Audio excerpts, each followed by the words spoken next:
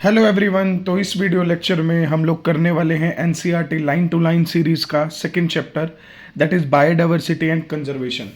First unit के बाद बेटा ये यूनिट का चैप्टर हमने क्यों सेलेक्ट किया, क्योंकि ये चैप्टर ऐसा है जिसके अंदर बहुत सारी चीज़ें रखने वाली हैं। क्रैमिंग बेस्ड चैप्टर है, बहुत सारा डेटा है, उसको लर्न कैसे करना है इस वीडियो में हम सीखेंगे। तो आपके पास एक नोटबुक और एक पेन होना चाहिए, आप साथ साथ चीज़ें पेन डाउन करेंगे and with in 20 to 25 minutes आपका एक कंप्लीट चैप्टर होने वाला है।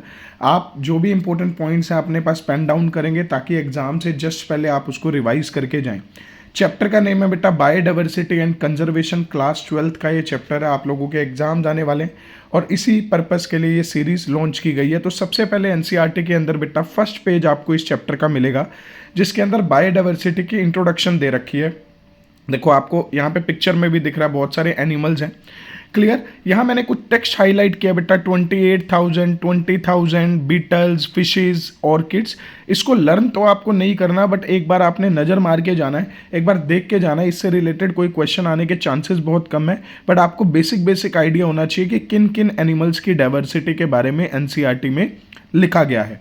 उसके बाद बेटा सबसे इंपॉर्टेंट चीज़ है बायोडाइवर्सिटी की टर्म। देखो दो चीज़ें हैं, टर्म किसने कॉइन की थी। अगर I who coin the term then answer will be Walter G Rosen. ये एनसीईआरटी में नहीं है, बट एनसीईआरटी में क्या है, किसने पॉपुलराइज किया था, दैट इज एडवर्ड विल्सन। ये दोनों साइंटिस्ट अपने पास नोट करेंगे बेटा।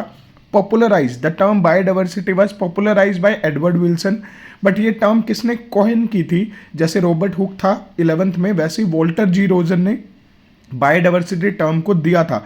पॉपुलराइज एडवर्ड विल्सन ने किया था, तो कंफ्यूज आप नहीं होंगे। देन उसके बाद बेटा 3 लेवल हैं बायोडाइवर्सिटी के, बहुत इंपॉर्टेंट है। Genetic biodiversity, species and ecological. Genetic biodiversity के अंदर मैंने हाईलाइट करके दिया हुआ, हमने पहले वीडियो में भी किया था। बहुत इंपॉर्टेंट एग्जाम्पल है राओवोल्फिया वोमिटेरिया। हिमालय के अंदर बेटा एक जड़ी बूटी है राओवोल्फिया वोमिटेरिया की, जिसमें से एक केमिकल निकलता है रेजरपाइन। जेनेटिक डाइवर्सिटी के कारण ही वो रेजरपाइन केमिकल की कॉन्सेंट्रेशन और उसकी पोटेंसी वेरी कर सकती है। दूसरा एग्जांपल आपको पेन डाउन करना है, 50,000 variety of rice, 1,000 variety of mango. ये बहुत इंपॉर्टेंट है, याद रखोगे बेटा। राइस की वैरायटी ज़्यादा है 50,000, राइस छोटे छोटे होते हैं तो ज़्यादा नंबर होता है, और मैंगो बड़े होते हैं तो उसका नंबर 1000 है। ये उल्टा लिख के आते हैं बच्चे। स्पीशीज डाइवर्सिटी में एग्जाम्पल बहुत सारे हैं, बट एनसीईआरटी की तरफ अगर हम बात करें तो यहाँ पे एम्फीबियन का नंबर दे रखा है, वेस्टर्न घाट में नंबर ज़्यादा है। देखो वेस्टर्न कल्चर की तरफ हम ज़्यादा जाते हैं, तो याद रखना वेस्टर्न में ज़्यादा, ईस्टर्न में कम है। एजर्शन रीजनिंग लास्ट ईयर आया था, बच्चे गलत करके आए थे। इकोलॉजिकल डाइवर्सिटी के अंदर बेटा डिफरेंट रीजन्स दे रखे हैं, मैंग्रोव, कोरल रीफ्स, वेटलैंड। इसके अंदर डाइवर्सिटी बता रखी है, ग्रेटर डाइवर्सिटी देन नॉर्वे। तो ये इकोलॉजिकल डाइवर्सिटी का एग्जाम्पल है। क्लियर। फिर लास्ट पैराग्राफ में बेटा एक कंसर्न की बात लिख रखी है कि भाई बायोडाइवर्सिटी हमारी वेल्थ है, बट पिछले कुछ सालों में देखा गया है that it is an international concern. लोग बहुत ज़्यादा केयरलेस हो रहे हैं और हमारे प्लैनेट की वेलबींग को सोचे बिना ओवर एक्सप्लॉइट कर रहे हैं प्लैनेट को, जिसकी वजह से बायोडाइवर्सिटी में ड्रास्टिक डिक्रीज हुआ है, ड्रास्टिक डिक्लाइन हुआ है। तो बायोडाइवर्सिटी एंड कंजर्वेशन चैप्टर इसीलिए आपके करिकुलम में फ्रेम किया गया है। तो बेटा सीबीएसई में पेपर में आपको बायोडाइवर्सिटी की कंजर्वेशन या आपको एज ए इंडिविजुअल रख के क्वेश्चन पूछे जा सकते हैं। नेक्स्ट पेज पे बेटा यहाँ पे IUCN फुल फॉर्म पूछी जा सकती है, international union of conservation of nature and natural resources. इसका एक बार लाइन पढ़ लेंगे। वो कह रहा है total number of plant and animal species described as per 1.5 million more than, ऐसा कुछ लिख रखा है, वो आप डेटा पढ़ लेना। देन लास्ट में बेटा रॉबर्ट मे, वेरी इंपॉर्टेंट लाइन, ये आप याद करोगे कि रॉबर्ट मे ने एस्टिमेट किया था कि 7 मिलियन जो स्पीशीज हैं, 7 मिलियन स्पीशीज डाइवर्सिटी है। तो 7 मिलियन रॉबर्ट में से आपको याद रखना है, बहुत इंपॉर्टेंट है। क्लियर। तो रॉबर्ट में पे क्वेश्चन कई बार पूछा गया, इसके ऊपर वाली लाइंस आप जस्ट रीड कर सकते हो कि कहाँ कहाँ पे बायोडाइवर्सिटी ज़्यादा है, प्लांट्स हैं, एनिमल्स हैं। Clear. 20 to 50 million, just Robert में is very important from this paragraph. ये पाई चार्ट तो बेटा एक आइकॉनिक पाई चार्ट है बेटा, एग्जाम में पूछा ही जाएगा। ये 3 पाई चार्ट्स आपको बाय हार्ट लर्न करने। इनवर्टिब्रेट के अंदर सबसे ज़्यादा जो डाइवर्सिटी है वो इंसेक्ट की है, देन अदर एनिमल ग्रुप की है, देन मोलुस्कन, देन क्रस्टियन। तो पहले आई, देन ओ, देन एम, देन सी, IOMC। एक ऑर्डर भी आप याद रखोगे ताकि आप कंफ्यूज ना हो। सबसे ज़्यादा कौन से इंसेक्ट, इनवर्टिब्रेट्स के अंदर सबसे ज़्यादा बायोडाइवर्सिटी होती है इंसेक्ट की। अब क्यों होती है ये भी क्वेश्चन आता है, अभी अगली स्लाइड में हम लोग करेंगे। नेक्स्ट पाई चार्ट आपको यहाँ पे वर्टिब्रेट्स का मिलेगा। हाईएस्ट है बेटा फिशेस की, सबसे ज़्यादा फिशेस की बायोडाइवर्सिटी है। उसके बाद अगर हम देखें तो रेप्टाइल और बर्ड्स की ज़्यादा है, देन रेप्टाइल की, देन उसके बाद एम्फीबियन, देन मैमल। बट आपको याद रखना वर्टिब्रेट्स मतलब जिनमें वर्टिब्रल कॉलम है उसमें फिशेस की बायोडाइवर्सिटी सबसे ज़्यादा है। इनवर्टिब्रेट में किसकी थी? इंसेक्ट की। वर्टिब्रेट्स में किसकी है? फिशेस की biodiversity is of higher level. तो ये पाई चार्ट में ABCD करके क्वेश्चन भी आ सकता है। थर्ड वन प्लांट्स में बेटा फंजाई और एंजियोस्पर्म सबसे ज़्यादा बायोडाइवर्सिटी को एक्वायर करते हैं। उसके बाद मोसिस और फर्न्स दे रखा है, क्लियर, अदर ग्रुप्स दे रखे हैं। तो प्लांट का पाई चार्ट भी इंपॉर्टेंट है। आपको मेनली इस पाई चार्ट को इस हद तक याद करना है बेटा, अगर पाई चार्ट के अंदर कुछ भी गिवन ना हो, सिर्फ ABCD करके लिखाओ, क्योंकि ये क्वेश्चन आ रखा है लास्ट टू लास्ट ईयर आ रखा है और गट फीलिंग है इस बार भी इस पाई चार्ट में से कुछ क्वेश्चन आपको मिल सकते हैं। क्लियर। एक और बहुत इंपॉर्टेंट प्रीवियस ईयर क्वेश्चन है that why insect have highest biodiversity. एक बहुत इंपॉर्टेंट प्रीवियस ईयर क्वेश्चन है बेटा कि इंसेक्ट की बायोडाइवर्सिटी सबसे ज्यादा क्यों है। देखो बेटा इंसेक्ट के अंदर ने ये सारा मैंने लिख दिया, पॉज करके इसको नोट कर लेना। सबसे ज्यादा क्या है, इंसेक्ट ना बहुत जल्दी अडेप्ट करते हैं, छोटा सा साइज होता है, इनके ऊपर एक काइटिनस एक्सोस्केलेटन की लेयर होती है, ये अपने आप को बचा पाते हैं एक्सट्रीम कंडीशन में, रिप्रोडक्शन रेट इनका ज़्यादा होता है, क्लियर, अडेप्टेशन भी ज़्यादा होती है, इस वजह से इंसेक्ट का नंबर बहुत ज़्यादा है, बायोडाइवर्सिटी भी बहुत ज़्यादा है। ये क्वेश्चन है 3 मार्क्स का, वेरी इंपॉर्टेंट। इसके बाद पैराग्राफ में दे रखा है कि बहुत सारे हमारे पास बायोडाइवर्सिटी है ना, इंडिया बायोडाइवर्सिटी में बहुत आगे है, 70% of the total, then 10 animals on this planet, 7 are insect. मतलब इस हद तक इंसेक्ट डोमिनेट करते हैं बेटा डाइवर्सिटी को। तो सबसे हाईएस्ट अगर बायोडाइवर्सिटी की बात करें तो वो इंसेक्ट की है।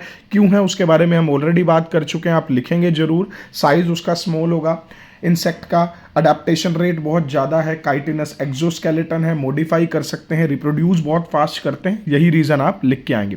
फिर एक बहुत इंपॉर्टेंट क्वेश्चन है, वीडियो पॉज करके इसको लिख लेना। प्रोकैरियोटिक स्पीशीज मतलब बैक्टीरिया वगैरह की बायोडाइवर्सिटी का कोई एस्टिमेट फिगर क्यों नहीं है? उसका रीज़न है बेटा, बहुत सारी ऐसी स्पीशीज हैं जिनको आप लैब कंडीशन में कल्चर ही नहीं कर सकते और इनका ना रिप्रोडक्शन रेट बहुत फास्ट है, आप इनकी डाइवर्सिटी चेक कैसे करेंगे? क्लियर। तो हमारे पास बेटा रिसोर्सेज अभी नहीं है कि हम उनको लैब में कल्चर कर सकें, इस वजह से हम बैक्टीरिया, ये भी क्वेश्चन प्रीवियस ईयर है, प्रोकैरियोट्स या बैक्टीरिया की एग्जैक्ट बायोडाइवर्सिटी अभी तक हमें पता नहीं है। कन्वेंशनल मतलब पुराने मेथड, वो कह रहा पुराने मेथड तो सुटेबल ही नहीं है, हमें नए मेथड चाहिए तभी हम इनकी बायोडाइवर्सिटी का पता लगा पाएंगे। देन उसके बाद बेटा ये सारा का सारा डेटा है, आप इसको पढ़ लेना, क्या क्या एस्टिमेशन दे रखी है, कितने परसेंट है, 8.1%। पहली लाइन देखो कितनी इंपॉर्टेंट है, India have 2.4% of the world land area, पूरी दुनिया का 2.4% हिस्सा है इंडिया, पर पूरी दुनिया की बायोडाइवर्सिटी का 8.1% है। That's why India is one of the 12 mega diversity country. Assertion reasoning में आता है पूरे वर्ल्ड में जितनी टॉप 12 कंट्रीज हैं उसमें इंडिया भी है, क्योंकि इंडिया एक बायोडाइवर्सिटी रिच रीजन है। तभी तो आपने देखा होगा आयुर्वेदा बहुत ज्यादा इमर्ज आउट हुआ, क्योंकि यहाँ पे बायोडाइवर्सिटी ज्यादा है। लास्ट लाइन भी आप इसकी पढ़ोगे बेटा, बहुत इंपॉर्टेंट दे रखी है कि एक्सटेंशन रेट इतना ज्यादा है कि हम कुछ बायोडाइवर्सिटी का पता लगाने से पहले ही एक्सटेंट हो जाएगा, जैसे किसी लाइब्रेरी का जल जाना उसकी एग्जैक्ट बुक्स का पता करने से पहले। पैटर्न ऑफ बायोडाइवर्सिटी में लैटिट्यूडनल एटीट्यूडनल के बारे में आप अच्छे से पढ़ेंगे बेटा। लैटिट्यूडनल की हाईलाइटेड लाइन आप देखोगे, लैटिट्यूडनल का मतलब क्या होता है बेटा, लेंथ वाइज। इक्वेटर से पोल की तरफ जब हम जाते हैं बायोडाइवर्सिटी कम होगी, और इसका रिवर्स, इक्वेटर की तरफ जो कंट्रीज होंगी उनमें बायोडाइवर्सिटी ज़्यादा होगी। उसके बहुत सारे कारण हैं, बट पहले यहाँ पे कुछ लिख रखा है, ग्रीनलैंड के बारे में लिख रखा है और जगहों के बारे में लिख रखा है, इतनी बर्ड्स की स्पीशीज है वो क्यों है। क्लियर। तो आपको एक लाइन याद रखनी है, डिक्रीज होती है बायोडाइवर्सिटी पोलर रीजन में। क्लियर। यहाँ पे फिर बेटा ये डेटा दे रखा है, यहाँ से एक लाइन बहुत इंपॉर्टेंट है जो निकल के आएगी बेटा, Amazon rain forest. Amazon rain forest बेटा लंग्स ऑफ द प्लैनेट है, क्योंकि बहुत ज़्यादा बायोडाइवर्सिटी यहाँ पे मिलती है, और ये अमेज़न रेन फॉरेस्ट इक्वेटर के पास है। अब समझते हैं बेटा, इक्वेटर के पास ना टेम्परेचर अच्छा होता है, टेम्परेचर अच्छा होने से फोटोसिंथेसिस अच्छी होती है, फोटोसिंथेसिस अच्छी होने से प्रोडक्टिविटी, फूड बहुत अच्छा होगा, कॉम्पिटिशन कम होगा, इस वजह से बायोडाइवर्सिटी हमेशा ज़्यादा होगी। मोर ओवर वहाँ पे जो दूसरा रीजन था, वहां पे स्पेसिएशन बहुत कम क्यों हुई पोलर रीजन के अंदर, वहां पे कांस्टेंट टेम्परेचर ही नहीं है, कांस्टेंट क्लाइमेट ही नहीं है, वोल्केनिक इरप्शंस तो नहीं बोल सकते, वहां पे बहुत सारी ग्लेशिएशन हुई थी, ग्लेशियर्स बने थे। क्लियर। यहाँ के पॉइंट है, टेम्परेचर, सोलर एनर्जी कम अवेलेबल है। देखो बेटा पोलर में पूछेंगे तो सब कम लिखना, अगर इक्वेटर रीजन में, ट्रॉपिकल रीजन में, टेम्परेट रीजन में पूछेंगे तो ज़्यादा लिखना है। सनलाइट ज़्यादा कहाँ पे, ट्रॉपिकल में, टेम्परेट में, इक्वेटर के पास, कम कहाँ है, पोलर रीजन में। कहाँ पे फोटोसिंथेसिस ज़्यादा होगी, इक्वेटर पे, कम कहाँ होगी, पोलर में। तो इस वजह से पोलर की बायोडाइवर्सिटी हमेशा कम है। इसको पोज करके पॉइंट्स आप नोट करेंगे। देन बेटा species area relationship, latitudinal attitudinal हो गया हमारा। स्पीशीज एरिया रिलेशनशिप के अंदर बेटा रिलेशन बता रखा है एरिया और स्पीशीज रिचनेस के बीच में। देखो एक ग्राफ दे रखा है बेटा, जैसे जैसे एरिया बढ़ेगा स्पीशीज रिचनेस इंक्रीज होगी अप टू अ लेवल। एक पिछली वीडियो में भी मैंने आपको बताया था, पिछले साल ये क्वेश्चन आ रखा है S is equal to c a z, तो आप क्रैम कर लो अच्छे से, इसका लोगरिथम भी log S is equal to log C plus z log A। अब इसको थोड़ा सा पढ़ लेते हैं बेटा, साइंटिस्ट का नेम पेन डाउन करेंगे, अलेक्जेंडर वोन हमडोल्ट। उसने कहा स्पीशीज रिचनेस इंक्रीज होती है एरिया इंक्रीज करने पे, but up to a limit, एक लिमिट तक, और ये एक रेक्टेंगुलर हाइपरबोला है। नोट करेंगे बेटा, एमसीक्यू क्वेश्चन बन सकता है, it is an example of a rectangular hyperbola. देखो बेटा आपको ये हाइपरबोला दिख रहा है, मैथ्स वाले स्टूडेंट्स अच्छे से समझ पाएंगे, this is an example of rectangular hyperbola. More over इसके अंदर बेटा ये भी लिख रखा है कि ये जो कर्व है ये स्टीपर कब होगी। देखो जेड वैल्यू जो है उसकी रेंज लार्ज कॉन्टिनेंट्स के लिए बेटा बढ़ जाती है, या फ्रूगीवोरस फ्रूट ईटिंग बर्ड्स का भी एग्जांपल दे रखा है, वो आप अच्छे से पढ़ोगे। जेड वैल्यू कम है तो उसका क्या मतलब है, जेड वैल्यू ज्यादा है तो उसका क्या मतलब है, ये बहुत इंपॉर्टेंट पॉइंट यहाँ पे मेंशन कर रखा है, वो आप पढ़ोगे। देन उसके बाद बेटा डेविड टिलमैन वाला कॉन्सेप्ट दे रखा, बहुत बहुत इंपॉर्टेंट है डेविड टिलमैन का कॉन्सेप्ट। डेविड टिलमैन बोलता है कि अगर हमारे पास बायोडाइवर्सिटी ज़्यादा होगी तो प्रोडक्टिविटी ज़्यादा होगी, स्टेबिलिटी भी ज़्यादा होगी। Tillman found the plots with more species showed less year-to-year variation in total biomass. Increased diversity contributed to higher productivity. David Tilman का नेम लिख लो कॉपी में और ये लाइन लिख लेना बेटा, जितनी डाइवर्सिटी ज़्यादा होगी उतनी प्रोडक्टिविटी ज़्यादा। बट इसकी एक एक्सेप्शन भी है बेटा, क्रॉप फील्ड। एक किसान अगर बहुत ज़्यादा डाइवर्सिटी कर देगा, एक ही खेत में 10 फसलें लगा देगा तो उसकी प्रोडक्टिविटी घटेगी, तो ये उसकी एक एक्सेप्शन आती है। देन उसके बाद बेटा एक रिवर्ट पॉपर हाइपोथेसिस लिख रखा, पोल एलरिच ने बताया था रिवर्ट पॉपर हाइपोथेसिस के बारे में, बहुत इंपॉर्टेंट हाइपोथेसिस है। अकॉर्डिंग टू दिस हाइपोथेसिस बेटा जो कॉन्सेप्ट है पॉल एलरिच ने जो दिया है रिवेट पॉपर हाइपोथेसिस का, उसके अंदर वो बता रहा है कि सपोज हमारा इकोसिस्टम एक प्लेन के इक्विवेलेंट है और जो पैसेंजर अंदर बैठे उन्होंने जो रिवेट्स है उनको निकालना शुरू किया, पॉपर मतलब बाहर निकालना, तो वो प्लेन शुरू में तो ठीक ही रहेगा बट बाद में वो प्लेन क्रैश हो जाएगा, जैसे हमारा इकोसिस्टम कोलैप्स कर जाता है अगर हम स्पीशीज को डिग्रेड या डैमेज करना स्टार्ट करते हैं। फिर वो कह रहा है अगर वो रिवेट कुछ इंपॉर्टेंट पार्ट्स पे लगे होंगे, फॉर एग्जाम्पल विंग्स पे लगे, एरोप्लेन के विंग्स पे ही रिवेट लगे हो, रिवेट मतलब नट, और आप उसी को ही ओपन करने लग जाओ तो प्लेन इमीडिएटली भी क्रैश हो सकता है। और उसको उसने इकोसिस्टम से कैसे रिलेट किया कि भाई इकोसिस्टम की अगर कुछ स्पीशीज आप डिग्रेड कर रहे हो तो थोड़े टाइम बाद होगा, बट कुछ इकोसिस्टम की क्रूशियल स्पीशीज होती हैं, अगर आप उसको ही डिग्रेड कर दोगे तो इकोसिस्टम एकदम से कोलैप्स कर जाएगा।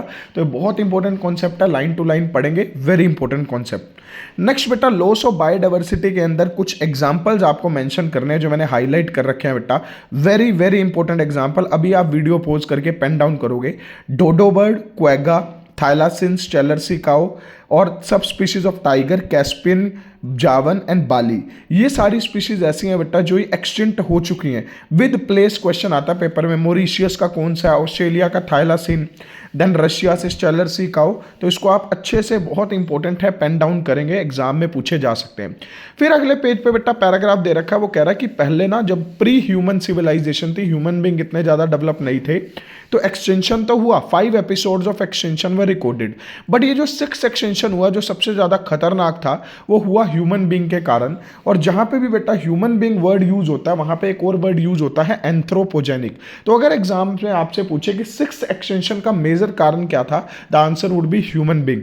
और लास्ट लाइन ये भी लिख रखी है कि इतना ज़्यादा अर्थ के ऊपर ड्रास्टिक चेंजेस है कि आने वाले टाइम में 100 ईयर्स में अर्थ की जो बायोडाइवर्सिटी है बहुत ज़्यादा कम हो जाएगी।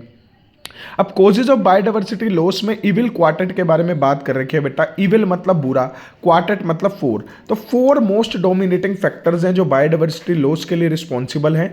सबसे पहला है habitat loss and fragmentation. Habitat loss and fragmentation में देखो अमेज़न रेन फॉरेस्ट की बात कर रखी है, वो तो चलो 1 मार्क्स का क्वेश्चन है, बट अगर किसी ऑर्गेनिज्म का हैबिटेट ही आप लॉस कर दोगे तो उसकी बायोडाइवर्सिटी लॉस हो जाएगी। और फ्रेगमेंटेशन का मतलब क्या होता है, अगर आप किसी भी बड़े इकोसिस्टम को फ्रेगमेंट्स में बांट दोगे, जैसे मान लो मेरे पास वाटर बॉडी थी, वहां पे 100 फिशेस थी, आपने उस वाटर बॉडी के बीच में डैम्स बना दी, उसके 10 हिस्से कर दिए उस वाटर बॉडी के, तो भी क्या होगा कि वहां पे जो बायोडाइवर्सिटी है वो कम होने लगेगी। तो फर्स्ट इविल क्वार्टेट का फैक्टर है habitat loss and fragmentation. Habitat मतलब जहां पे एक ऑर्गेनिज्म रहता है, अगर आप उसको ही डिग्रेड कर दोगे तो भी बायोडाइवर्सिटी लॉस हो जाएगी। और फ्रेगमेंटेशन तुम्हें समझाया, बड़े इकोसिस्टम को छोटे छोटे में बांटोगे तब भी बायोडाइवर्सिटी लॉस होगी। ओवर एक्सप्लोइटेशन का मतलब क्या है? ओवर मतलब ज्यादा, एक्सप्लोइट करना, शोषण करना। नीड टर्न टू ग्रीड, कितनी अच्छी टैगलाइन है। जब आपकी जरूरत लालच में बदल जाए, that condition is called as over exploitation. और ह्यूमन बींग कर यही रहा है, जिसकी वजह से बायोडाइवर्सिटी लॉस हो रहा है बेटा। ओवर एक्सप्लोइट कर रहा है रिसोर्सेज को, ट्रीज को ओवर कट कर रहा है, एनिमल्स की हंटिंग कर रहा है, पोचिंग कर रहा है। So that is also a major concern जो इविल क्वार्टेट को फॉर्म करता है। तो सबसे पहला हमारे पास क्या हो गया इविल क्वार्टेट के अंदर? Habitat loss and fragmentation. Second हमारे पास हो गया ओवर एक्सप्लोइटेशन।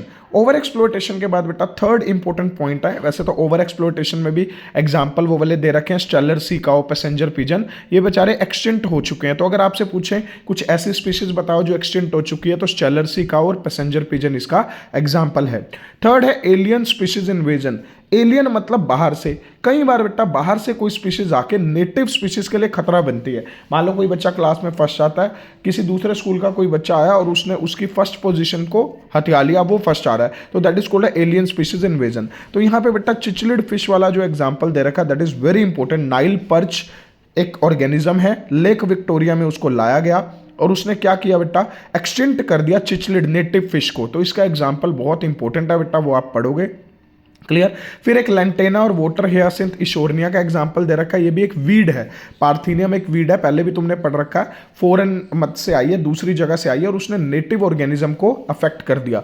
फिर एक बहुत इंपॉर्टेंट अफ्रीकन कैटफिश वाला एग्जाम्पल है, इसको भी आप लिख लेना। क्लियर। तो ये 2-3 एग्जाम्पल आपने पेन डाउन करने हैं एलियन स्पीशीज इन्वेजन के। It might be possible 3 marks का क्वेश्चन आपको एलियन स्पीशीज इन्वेजन पे ही मिल जाए, तो ये आप अच्छे से नोट कर लेंगे।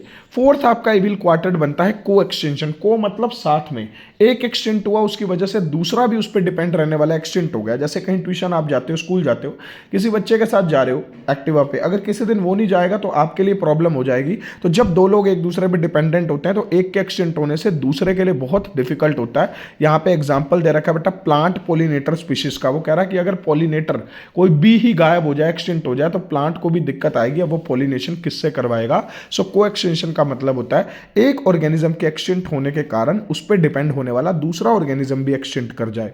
देन उसके बाद बेटा बायोडाइवर्सिटी कंजर्वेशन टॉपिक है। बायोडाइवर्सिटी कंजर्वेशन के अंदर बेटा 3 चीजें हैं, narrow utility, broad utility and ethical. देखो हमें बायोडाइवर्सिटी क्यों जरूरी है? सबसे पहले हमें नैरो यूटिलिटी के लिए जरूरी है। नैरो मतलब बहुत ग्रीडी, नैरो वर्ड को याद रखना, ग्रीड से जितने भी हमें फायदे मिल रहे हैं बेटा बायोडाइवर्सिटी से, जो हमें पैसा कमा के दे रहे हैं, जैसे वुड मिल रही है, ड्रग मिल रही है, केमिकल मिल रहे हैं, तो ये सारे आएंगे नैरो यूटिलिटी में, या पढ़ लेना। फिर नीचे लिख रखा बायो प्रोस्पेक्टिंग। बायो प्रोस्पेक्टिंग का मतलब क्या होता है? Exploring molecular genetic species level diversity for product of economic importance. मान लो किसी जड़ी बूटी को एक्सप्लोर करना है, किसी पहाड़ पे जाके कोई जड़ी बूटी मिल रही है, उसके बारे में और जानना है, that is bio prospecting. Analyse करना है कि भाई ये बायोडाइवर्सिटी की चीज है जो बहुत ज्यादा फायदेमंद हो सकती है, ये कैंसर की मेडिसिन बन सकती है, that is called bioprospecting. Broad utility के अंदर बेटा वो वाले एडवांटेज आते हैं जो ब्रॉड हैं, जो सबके लिए। जैसे एक पार्क में बर्ड है, बर्ड को आपको देख के अच्छा लग रहा है, तो वो भी बायोडाइवर्सिटी की वजह से, उससे आप पैसा नहीं कमा पा रहे, बट ये ब्रॉड यूटिलिटी यूजेज हैं जो आपको कोई फाइनेंशियल हेल्प नहीं कर रहे, बट ये इन्वायरमेंट के लिए ऑक्सीजन मिल रही है फ्री ऑफ कॉस्ट। तो इसमें मेनली ये तो बुलबुल सॉन्ग वाला एग्जांपल दे रखा है, तो ये हो गया हमारे पास broad utility. And third one is ethical. Ethical का मतलब है कि भाई हम जिसके साथ प्लैनेट शेयर कर रहे हैं, तो ये हमारे बेसिक एथिक्स है, हमारी मोरल वैल्यूज हैं कि हम उनके लिए भी इन्वायरमेंट को उतना ही साफ और अच्छा रखें, हम बायोडाइवर्सिटी को कंजर्व रखें।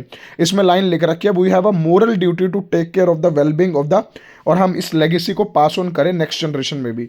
क्लियर। इसको ड्रामेटाइज कर देना एथिकल रीजन को, कि एथिक्स मतलब हमारी मोरल वैल्यूज है।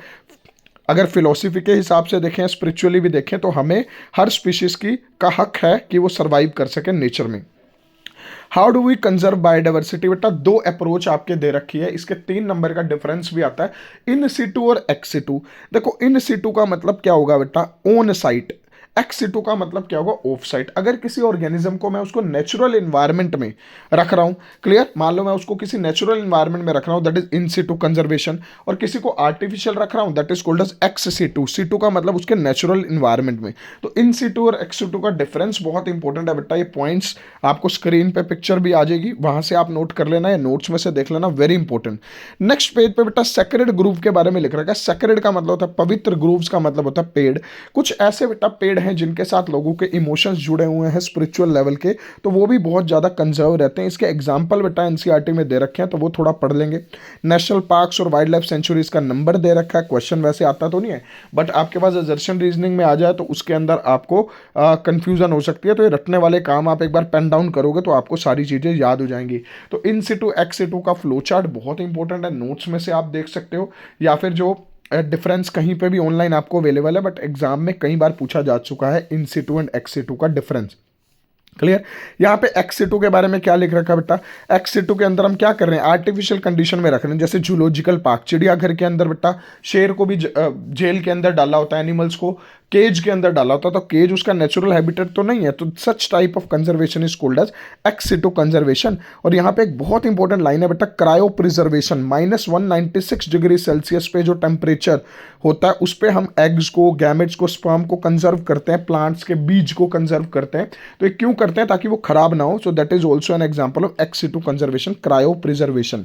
लास्ट पैराग्राफ के अंदर बेटा अर्थ समिट दे रखा है, इसका ईयर आपको याद होना चाहिए 1992। क्लियर। बायोडाइवर्सिटी को बचाने के लिए रियो दे जनेरियो के अंदर 1992 में कन्वेंशन हुई, जिसको अर्थ समिट बोल रहे हैं। इसके अलावा और भी कुछ अगर इसके अंदर दे रखा है उसका ईयर आप याद करोगे, ठीक है। इसके अलावा बेटा एक और है, रामसार साइट का कॉन्सेप्ट है, वो मैंने आपको कराया, एनसीईआरटी में तो नहीं है, कि जो वेटलैंड्स होते हैं उसकी यूटिलिटी को एनालाइज करने के लिए the concept of Ramsar site. Iran में एक जगह थी रामसार, वहां पे एक मीटिंग हुई तो नाम पड़ गया रामसार साइट, वो भी आप एक बार देख सकते हैं।